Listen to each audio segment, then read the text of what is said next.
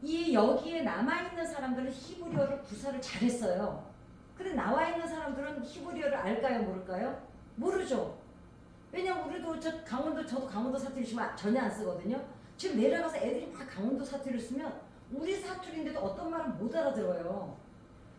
아니 우리 오빠가 있을 때 한 번 내려갔는데 이러는 거야. 붙이기를 붙였는데요. 이래. 가서 야 정지 가서 저기 지러이 좀 갖고 와라 이래요. 난 정지도 못 알아들어. 정지도 그래 우리가 이제 정지 도키야. 지러이가 뭐야? 이렇게 간장을 지르가 우리 같은 사투리인데도 못 알아듣는 거예요. 얘 못 알아. 야 정지 가서 지러이 좀 갖고 와라. 야 싱거워서 못 먹겠다 야 이러는데 북한 말 같잖아요. 강원도 말이. 근데 어디 가서 뭘 갖고 오는 거야. 얘는 아니 어떻게 되게 고향 말도 다 잊어버렸나? 또 이러는 거야. 근데 못 알아듣겠는 거예요. 그러니까 본토 사람들은 히브리어를 제대로 구사하고 있는데 저는 서울에 왔으니까 어떻게 서울 말을 쓰잖아요. 이 사람들도 헬라어나 그러니까 헬라어는 잘 쓰는데 자기네 말을 또 못 쓰는 거예요. 본토인들은 당연히 히브리어를 아니까 히브리어 성경을 알죠. 그러니까 어떻게 합니까? 자기네 말을 잃어버려서 사어가 된 거예요. 죽은 언어가 된 거예요. 나와서 이 헬라 문화에서 사는 사람들은. 그리고 어떻게 하세요? 그런데 이제 그러면서 헬라어를 또 사용을 못하면 아랍어를 강요받고 있었어요. 아랍어. 예수님이 오셨을 때 어떤 말 쓰셨어요? 아람어를 쓰셨어요. 그거 말씀 안 드렸나? 예수님은 아람어를 쓰셨습니다. 아람어를 쓰고 있습니다. 아람어를 쓰고 있었는데 헬라어를 이제 사용하려고 강요를 받으니까 자 히브리어도 잊어버려, 아람어도 이제 잊어버려. 그러니까 이거예요. 일본에 지배받을 때는 일본말 썼다가 중국 지배받을 때 중국말 써서 겨우 익혀놨는데 갑자기 영어가 나타나서 헬라어를 써야 되는 거야. 그래서 익힐만 하면 이 나라가 또 딴 나라로 점령당하고. 그래 여러분, 자, 유대인들이 나라가 없다는 거 우리도 나라요. 진짜 지금 우리나라 지금 풍전등화잖아요. 진짜 나라 국방 튼튼해야 됩니다. 나라 없으면요 이러고 사는 거예요. 아니 우리라고 만약에 지금 그나마 이렇게 뭐 지금 그래도 어디 세계 나가서 코리아 하면 알아나 주지만 옛날에는 어디 알아나 줬습니까? 그러니까 이제 헬라 지역이 그렇게 이제 헬라어를 쓰게 하면서 이 말 썼다가 익혀서 이제 먹고 살만하면 또 이제 다른 나라로 지배를 받게 돼서 또 그 말을 사용해야 돼. 그 말 좀 익힐만 하면 또 지배를 로마로 넘어가. 그러니 자기네 언어를 잊어버릴 수밖에 요. 그러니 유대인들이 자기네 말을 잊어버릴 수밖에 없었습니다. 이제 그리고 이제 그다음에 이제 헬라 제국이 유대 지역을 다 통치하면서 헬라 지역 그리스가 통치했을 때 세 분파가 생겨났습니다. 사두개파, 바리새인, 에세네파. 그쵸? 그 다음에 헬라 제국이 지배할 때 얼마 동안 독립을 이루었다고요? 100년. 하스모난중이 이제 마카비 전쟁을 일으켜서 이때가 처음이자 마지막입니다. 그러니까 결국은 이 세 분파가 헬라 제국의 이제 산물들이죠. 그렇기 때문에 이 중간기를 알지 않으면 신약을 읽어도 헷갈리는 거죠. 왜냐면 갑자기 구약 말라기에서 넘어와서 마태복음에 왔더니 갑자기 사두개인이 나오고 에스네파가 나오고 바리새인이 나오는데 지금 구약에서 넘어와가지고 전혀 모르잖아요. 근데 이제 중간을 알고 나면 이때 생겨난 게 지금 여기에서 활동하고 있다는 게 이제 하는데 중간기 400년을 우리는 흔하게 중간기를 공부하기 전에는 침묵의 시간이라고 그랬잖아요. 하나님이 침묵하신 시간. 그러니까 그 전에 이런 얘기도 들었어요. 하나님이 너무나 화가 나셔서 구약 시대에 말라기 이후부터 무슨 얘기라도 듣지도 않으셨다고. 근데 지금 중간기를 공부해 보니까 어때요? 하나님이 제일 바쁘셨어요. 그죠? 절대로 침묵하신 시간이 아닙니다. 가장 바쁘시고 가장 준비 많이 하시고 반드시 그리고 요한계시록 외에는 하나님의 계획이 다 이루어지신 거예요. 왜냐? 휘장이 찢어지는 사건이 일어났고 예수님이 부활하셨고 예수님이 모든 죄를 짊어지셨고 그리고 뭐예요? 우리가 성전이 됐잖아요. 그러니까 그 400년 동안에 하나님은 가장 하나님께서 계획하셨던 일을 이루신 시간이지 절대로 침묵의 시간이 아니었습니다. 어떻게 하셨어요? 이 기간 동안 하나님은 오히려 비로소 이스라엘에게 국한되어 있던 그 하나님이 온 전 세계 모든 민족에게 복음이 전파될 수 있는 준비 기간이었죠. 그러니까요. 그러니까 구약 시대에 맨날 우리 자기네들이 선민이라는 그 오만함 때문에 발등을 찍었던 이 민족들이 오히려 하나님이 이것을 사용하셔서 어떻게 하셨습니까? 그 침묵의 시간이 아니라 그 시간을 통해서 이제 온 민족이 땅 끝까지 예수 그리스도만 믿으면 구원을 받을 수 있는 길을 예비하신 거예요. 그러니 너무나 귀한 시간이죠. 이 중간기 400년은 가슴이 벅찬 시간입니다. 아무리 생각해봐도 하나님의 은혜가 다 없는 은혜의 시간이었습니다. 그러니 절대로 말라기 오늘 읽었던 것처럼 하나님이 언제 우리 사랑하셨어요? 이럴 수가 없는 거죠. 그러나 이 유대인들이 질문했던 건 이해가 가요. 우리는 지금 다 지나서 아니까 이렇게 감사를 하는데 이 사람들은 감사할 수가 없었습니다. 이게 그 성경이 번역이 되고 예수님께서 오실 준비, 부활하신 다음에 전 세계로 복음이 전파될 수 있도록 이 모든 기간에 일어난 걸 이제 우리가 지난번까지 중간기를 공부를 했습니다. 자, 끊임없이 박해와 방해를 받으면서도 어떻게 그러면은 기독교가 살아남을 수가 있었는가? 정치적으로 군사적으로 힘이 없었어요. 이스라엘은 없었잖아요. 그런데 그렇게 살아남아서 번영한 것뿐만 아니라 세계에서 지금 기독교가 가장 강력한 종교입니다. 그죠? 참 놀랍지 않습니까? 어때요? 어떻게 공식 종교가 되고 세상에 자 콘스탄티누스가 개종을 하기 전에는 기독교는 그 당시만 해도 약간 초기 기독교인들이 신앙을 잘 지켜왔지만 사실은 막 여러 종교 중에 하나였습니다. 그러나 콘스탄틴 그 뉴스가 자기가 이제 기독교를 개종을 하면서 로마가 드디어 이제 종교의 자유가 이루어졌죠. 근데 밀라노 칙령이거든요. 이게 유명합니다. 이거는 잊어버리시면 안 돼요. 그죠? 콘스탄틴 형제가 밀라노 칙령을 선포하면서 기독교가 이제 자유가 되니까 이게 무슨 일이 생기기 시작하냐. 성경에 보니까 뭐라 그래요? 나는 아볼로에게서 났다. 또 뭐라 했지? 나는 아볼로파, 나는 바울파 막 있지? 예. 파가 생겨나기 시작한 거예요. 그러다 보니까 파가 생겨나다 보면은 어떤 일이 일어날까요? 이단이 생겨나게 돼 있습니다. 왜냐? 뭔가 우리는 특별해야 된다는 게 있기 때문에 뭘 하나 갖다 집어넣어. 우리가 정통이라는 걸 증명하기 위해서 뭘 갖다 자꾸 집어넣어요. 그 이단들이 없는 걸 갖다 집어넣잖아요. 왜냐? 기존 교회와 뭘 넣어요? 차별을 둬야 되니까.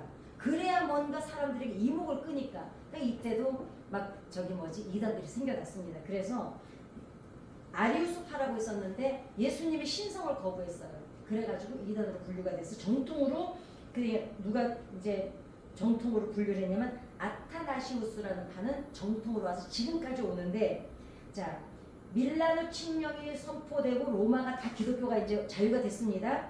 그 다음에 니키아 공의회라고 많이 들어보셨죠? 니키아 공의회 이거 중요해요. 왜냐하면 니키아 공의회를 통해서 기독교가 비로소 정통이 됐거든요. 그러니까 공의회는 뭐냐면 동네 공의회라는 걸 만들었는데 뭐냐면 하도 여기도 우리가 정통 여기가 통일성을 강조하기 위해서 공의회라는 걸 만들었어요. 그래서 만약에 모란시장에서 공의회가 열리면 모란시장 공의회야. 광주에서 열려서 광주 공의회야. 그래서 니키아에서 열렸기 때문에 니키아 공의회예요. 그래서 여기서 예수 그리스도가 성부, 성자, 성령의 정통이 확립이 된 거예요. 이게 니키아 공의회입니다. 그래서 그러다가 이제 지금 여기서부터는 약간 역사 얘기입니다.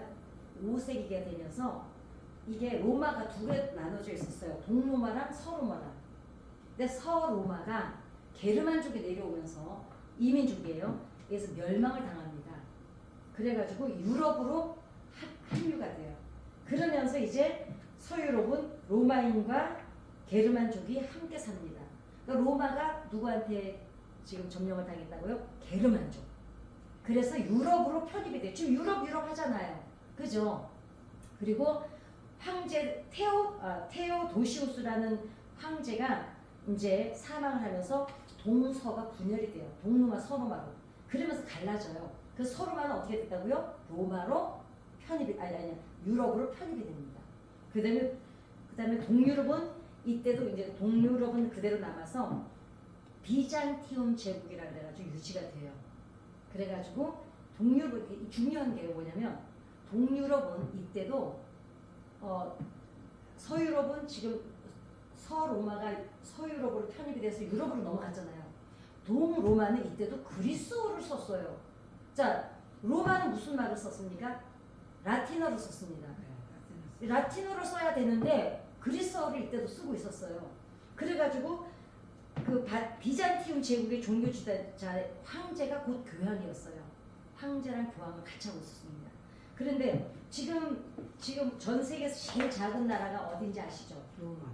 바티칸. 예, 성 베드로 성당이 있는 곳. 예, 요 나라는 고대로 지금 전 세계에서 제일 작은 나라인데 교황이 왕이랑 같이 겸하고 있는 거죠. 이 사람이 다 지배하죠. 교황이 곧 황제, 통치자죠. 원수잖아요. 근데 카톨릭은 사람들이 이러거든요.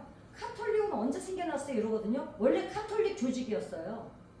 맞아요. 예, 그래서 기독교가 나왔어요. 예, 거기서 나와서 우리는 기독교가 이렇게 된 거지. 그 사람들이 그럼 카톨릭은 언제부터 생겼어요? 근데 좀 있으면 제가 말씀을 해드릴게요. 그러면 카톨릭은요 어떤 조직 형식이 뭐예요? 피라미드 형식이에요. 피라미드 아시죠? 네. 이 피라미드는 제가 지난번에 설교에 지나갔거든요. 뭘까요? 니무롯이 지었던 피라미드예요. 그 니무롯은 뭘 건설했었죠? 태양. 하나님한테 가지고 성을 하나님한테 하늘 끝까지 올라가면서 성을 바벨탑을 쌓다가 하나님 앞에 징계를 받는 게 니무롯이에요. 맞아요. 니무롯이 지은 게 뭐냐면 피라미드예요. 아. 예, 그렇거든요. 근데 카톨릭은 뭐예요? 피라미드 조직이에요. 교황 하나에 쭉 내려오잖아요. 그리고 저 카톨릭은 누구? 마리아 숭배 사상이 있죠. 네. 니무롯의 아내가 그 여자 이름 있는데 예 있어요. 니무롯의 아내가 자기 남편이 니무롯이 죽으니까 자기 아들을 안고 남편이 다시 부활했다 그래서 안고 찍은 게 그 마리아가 안고 있는 애기 그 성상이에요. 예. 네. 그러니까 지금 카톨릭은 철저히 뭐예요? 피라미드 형식의 니무롯의 그 태양신. 예, 태양신 예 그렇습니다. 그러니까 어떻습니까? 카톨릭은요 이 사람들은 칼빈 당시에도 라틴어 성경만 있었어요. 그런데 성도들이 라틴어를 읽어요, 못 읽어요? 못 읽어요. 못 읽죠. 헬라어를 알고 있으니까 아니 라틴어 성경을 못 읽는데 중요한 건 신부들도 라틴어 성경을 못 읽었어요. 그래서 신부들도 성경을 못 읽었어요. 그래서 칼빈이 번역을 한 거예요. 영어로요? 네, 아니 독일어로 자국어인. 칼빈이 저 영국 사람 아니에요? 칼빈이 독일하니까요. 모르겠어요. 저도 지금 헷갈려졌어요, 갑자기. 왜냐하면 아니. 칼빈 사상을 많이 예, 칼빈 사상이 들었어요. 독일이죠. 독일. 예, 독일이에요. 독일어로 그래가지고 번역을 왜냐하면 자 사제들도 라틴어를 못 읽으니까 성경을 못 읽으니까 제대로 전하지를 못하니까 성도들은 더더구나 못 읽죠. 그러니까 어때요? 말씀을 알아야 하나님과 교통을 하는데 말씀을 모르니까 어떻게 해요? 신부들이 주입시키는 거를 그게 무슨 말인지도 모르고 그냥 따르는 거예요.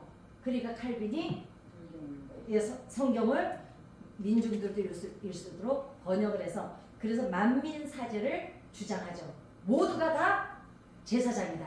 네, 그렇게 해가지고 이제 평등주의, 성경을 직접 읽고 당신들 직접 기도해라. 왜냐? 예수님이 돌아가시고 제일 먼저 무너진 게 뭐예요? 하나님께서 저기 휘장을 찢어버리셨잖아요. 왜? 이제는 너랑 나랑만 하면 돼.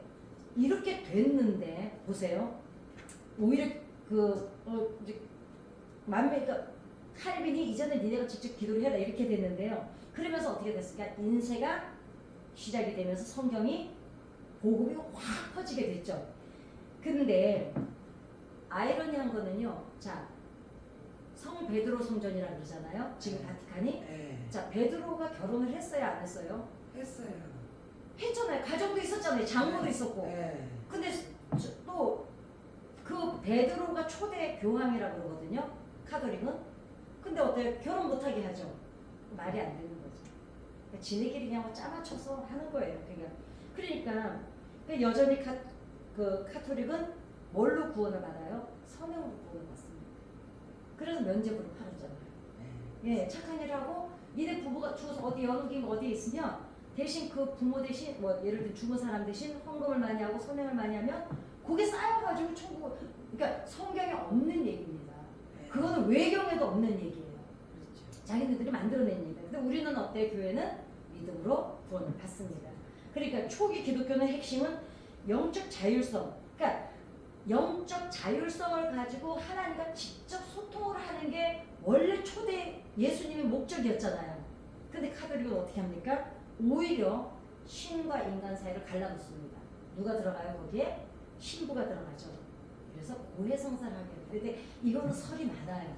그 당시에 이제 그 정치적으로 무슨 뭐를 이제 관리를 하기 위해서 사람들이 신부한테 와서 고해성사를 하는 걸 정보를 가지고 뭐 근데 그거는 제가 설이야 설. 찌라시예요. 그러니까 모르겠어요. 그러나 어찌됐거나 없는 말은 또 아닌 것 같아요. 왜냐하면 그 이제 천주교는 철저히 고해성사를 안 하면 안 되죠. 그건 의무적으로 해야 되잖아요. 그러니까 거기에 이제 정보 같은 거나 통치하기 위해서. 그러니까 교황하고 왕이 이 사람들을 제대로 통치하기 위해서 그걸 이제 했다는 것도 있는데 그건 잘 모르겠어요. 어찌됐거나 성경하고는 맞아요, 안 맞아요? 안 맞습니다. 예, 우리는 어때요? 이제는 우리가 아버지를 누구라 불러요? 아버지라고 부를 수 있는 것을 예수님이 아바 아버지라고 부른 걸 우리도 똑같이 아바 아버지로 부를 수 있고 이제는 그거를 양자의 영을 받았잖아요. 이제 그래서 서유럽 사회는 종교 지도자가 로마 교황이죠. 우리나라는 종교 지도자가 저기 나라의 종교 지도자가 한 사람이 아니죠. 우리는 각 교회 목사님들 따뜻 다 있잖아요, 그죠? 근데 이제 유럽 지역은 교황이 종교 지도자입니다. 그리고 로마 카톨릭이 아주 그러니까 이렇게 된 거예요. 처음부터 지금 같은 체제는 아니었어요. 그러나 원래 주교라고 불렀어요. 근데 이것도 말이 안 되는 게 초대교회 때예요. 우리나라 주제죠 지금. 네, 그렇죠. 예, 추기경이죠. 이제 주교, 추기경 밑에 또 주교가 있고 그러죠. 예, 그러는데 엄밀히 따지면 이 사람들이 자기네가 그 콘스탄틴 황제가 밀라노 침공을 하면서 막 자기네가 어떤 그 권위를 갖는 거예요. 막 강대상도 높이고 예를 들면 막 가운을 입기 시작. 초대교회 때는 사도 바울이고 뭐고 다 그냥 자기네 겉옷 입은 채로 그냥 같이 앉아서 나누고 이랬었지. 뭐 그렇게 막 삐까뻔쩍 하진 않았잖아요. 그러니까 점점 왜냐면 다스리려고. 그러다 보니까 그렇게 생기다 보니까 결국 칼빈이 이제 뭐지 개혁을 일으켜서 나온 거죠. 그러니까 카톨릭은 애초에 그렇게 자라와서 지금 단지 강화가 됐을 뿐이에요. 그러나 아예 초대교회는 아니었죠. 근데 이게 전 국민이 다 밀라노 칙령을 통해서 종교 자유가 되면서 그게 변질이 되어 온 겁니다. 왜? 교황하고 황제하고 결탁을 하게 되니까. 예, 그렇게 썼습니다. 그리고 어떻게 해요? 성상을 숭배하죠. 제가 언제가 말씀드렸죠. 러시아 정교회가 그 예를 들어 마리아 상을 들고 가면은 이거를 마리아라고 똑같이 여겼어요. 예수님 십자가를 들고 가고 예수님 상을 들고 가면 이게 지금 예수님하고 똑같다고 숭배를 하는 거예요. 그러니까 지금 카톨릭은 어때요? 들어가면서 마리아한테 들어주셔서 예, 먼저 가서 거기 가서 기도를 하잖아요. 중요한 거는 신격화를 하는 거예요. 그러니까 형상을. 근데 성경 12명은 뭐예요? 어떤 형상을 하지 말라 그러잖아요. 그런데 이때 당시에 마리아 상이나 예수님 상을 성상을 숭배했어요. 그러니까 어떤 형상을 만들어 놓고 이거를 그냥 똑같이 그러니까 이거 성상을 생각하면 뭐가 생각나세요? 북이스라엘이 무슨 짓 했습니까? 금송아지 세워놓고 그걸 성상 하나님하고 똑같이 경배했잖아요. 네. 이거를 러시아 정교회도 그랬습니다. 이게 카톨릭이 계속 해오는 짓거리예요. 지금까지. 자, 이제 마무리를 짓습니다. 그동안 신구약 중간기를 해오면서 이스라엘 민족, 이스라엘이 그 과부가 두렵돈밖에 없으면서 어떻습니까? 그러면서도 하나님의 성전에 가서 예배드리고 싶어서. 왜냐하면 그 사람들은 그렇게 성전에 1년 3번 가는 게 그냥 1년 동안 내내 돈 벌어서 그거 가는 게 목적이었어요. 또 다른 말로 따지면 뭘까요? 1년 내내 하나님을 어떻게 섬길까가 목적이었던 거예요. 그렇잖아요. 그러다가 어떻게 해요? 그 종교인들이 바리새인, 사두개인, 종교인들, 제사장들이 만들어 놓은 그 나쁜 그 환전, 장난질 치는 것 때문에 빚을 지다가 농노로 전략을 하고 노예로 전략을 하죠. 이러면서도 이 사람들은 뭐였어요? 그 다음에 압제, 그리고 그렇게 하고 핍박당하고 거짓 취급당하고 이러면서도 어찌됐거나 그 3번의 절기를 지키려고. 그러면서 어떻게 해요? 또 성전을 향해서 전 세계에 흩어져 있다가도 1년에 한 번이라도 그 성전에 오고 싶어서 이랬던 사람들이 뭘까요? 하나님을 향한 그리움. 그래도 왜 우리도 왜 교회 안 오면 어떤 데 퍽퍽할 때 있잖아요. 왜 교회 가고 싶어 이럴 때 있잖아요. 그 심정으로 하나님의 성전을 찾았던 이스라엘 유대인들. 그러니 이 사람들은 그러면서도 어때요? 하나님은 그러면서도 너무 힘드니까 라틴어 좀 배울만 하면 다시 헬라어가 나오고 헬라어 좀 배울만 하면 다시 다른 말이 나오고 너무 힘드니까 여기 지배받고 저기 치우고 이리 치우고 저리 치우고 이 문화에 좀 익숙해질만 하면 또 다르게 살으라 그러고 이렇게 치이니까 어때요? 하나님은 살아계십니까? 하나님은 우리를 구원하실 계획은 있으십니까? 우리에게 회복이라는 건 있습니까? 끊임없이 물었던 그 질문. 그러면서도 어떻게 해요? 그러면서도 불구하고 하나님의 도우심을 포기하지 않았던 민족들. 이 사람들의 정체성은 우리가 감히 정말 척도를 잴 수가 없습니다. 예수님을 왜 십자가에 못 박아요? 진절머리를 내봤기 때문에, 우상숭배 때문에. 그 우상숭배 때문에 바벨론에 끌려가서 70년을 살아내면서 진절머리를 내본 경험이 있다 보니까 예수님도 우상일까봐 못 박은 거예요. 물론 민중들은 그랬어요. 이 사람들은 알고 있었는데 지금 이권 때문에 예수님 못 박은 거고 여러 가지가 섞였습니다. 그렇지만 이 종교인들 외에 기생충 취급받으면서 그러면서도 이 사람들은 그 그루터기처럼 그 나무를 잘라내면 그루터기만 남잖아요. 근데 잘라낸 옆에서 보면 또 나무가 새순이 올라옵니다. 그래도 그 밑바닥에서도 믿음을 지킨 소수의 평민들, 택함 받은 이 1%의 사람들이 아니라 그 밑에 남겨진 사람들. 저는 어떤 생각이 드냐면 이거를 마무리하면서 그 생각이 들더라고요. 나는 1%의 그 사람들보다는 나는 그루터기처럼 남아있는 하나님의 사람이 되고 싶다. 이게 마음에 그냥 묵직하게 오는 거예요. 어때? 괜찮아. 하나님이 기억하시면 되지. 그분이 나를 보고 계시대는데 내가 그루터기면 어때? 아마 우리 이렇게 정말 하루도 빠지지 않고 와서 교회를 지키는 그루터기 같은 것은 저는 여러분들이 소망이라고 생각합니다. 원형 경기장에서 십자가에서 가스실에서 죽어가던 그 수많은 사람들이 원형 경기장 사자의 밥이 되어가면서도 하늘을 향해서 찬양을 하던 사람들, 그 사람들이 오히려 이 사람들을 죽이는 사람들을 두렵게 떨게 만들었어요. 저것들 뭐야 도대체. 사자들이 몰려오는데 그 원형 경기장 목적이 그거거든요. 노예들하고 짐승들하고 싸움 붙여서 구경하던 곳입니다. 거기에 집어넣는데 오히려 하늘을 향해서 찬양을 하잖아요. 그러면서 죽어가잖아요. 그런데 이 사람들이 어때요? 두려움에 떨죠. 그 우리를 죽어가면서 죽이는 사람들이 두려움에 떨게 만드는 그 믿음에 뿌리가 뭐라는 거죠. 그게 뭐였을까요? 하나님이 예수님 말씀하셨죠. 진리를 알지니 진리가 너희를 자유케 하리라. 이 한마디가 이 한마디로 다 그냥 마무리가 되죠. 왜 찬양하면서 죽을 수 있었겠어요? 보좌에서 일어나서 맞이해 주려고 보시는 그 주님을 보니까 스데반이 웃으면서 이 아픈 거를 이건 뛰어넘어 버린 거예요. 이제 육신은 이미 떠난 거예요.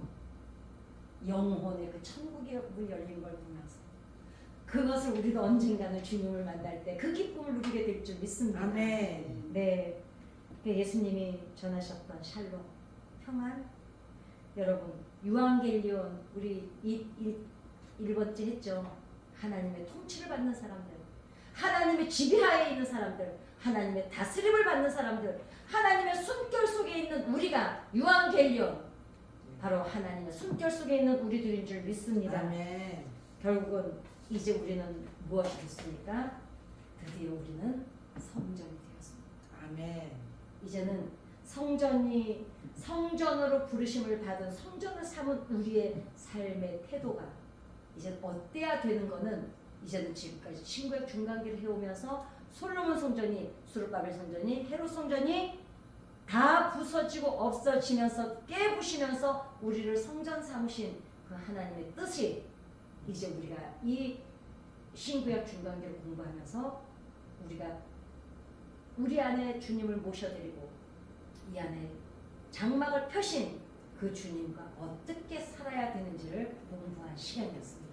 아멘. 이 하나님의 은혜가 너무나 가슴 벅차지 않습니까? 아멘.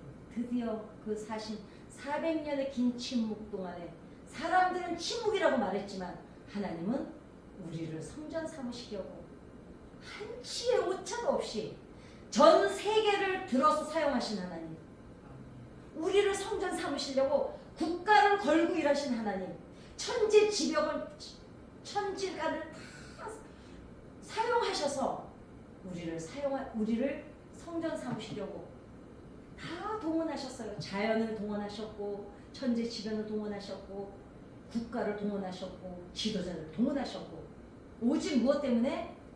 우리를 성전 삼아서 우리 안에 계시려고 우리랑 같이 있고 싶으셔서 그 소박하신 하나님, 그 거룩하신 하나님이 우리 안에 계시고 싶어서 우리와 나누고 싶어서 눈 맞추고 싶고 우리와 친밀하게 지내고 싶으셔서 그렇게 촘촘하게 준비하신 그 하나님의 은혜가 가슴이 저릿하지 않습니까? 그 하나님의 은혜를